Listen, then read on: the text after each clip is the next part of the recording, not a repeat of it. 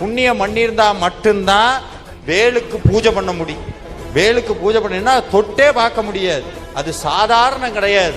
சாமி சொல்றா, சுடற்பரிது ஒளிப்ப நிலவு ஒழுக்கமதி ஒளிப்பாலை அடக்குதலர் ஒளிப்ப ஒளிர் ஒளிர்பிறவை வீசும். பிரகாசமான சூரியனை காட்டிலும் பிரகாசமான சந்திரனை காட்டிலும் கோடி மடங்கு பிரகாசமானது முருகப்பெருமானுடைய வேல்.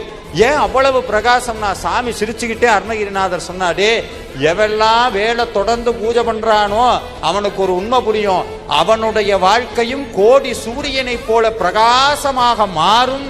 அப்படி ஏதாவது மீறி எனக்கு கஷ்டம் வந்தா என்ன பண்றது? கலங்காத, கஷ்டத்தை பார்த்து கலங்காத. பெரிய துன்பம் வந்து நிக்குதா, துன்பம் ஒவ்வொரு தடவையும் முருகன்ட்ட போய், முருகா எனக்கு பெரிய கஷ்டம், முருகா எனக்கு பெரிய கஷ்டம் சொல்லாதீங்க.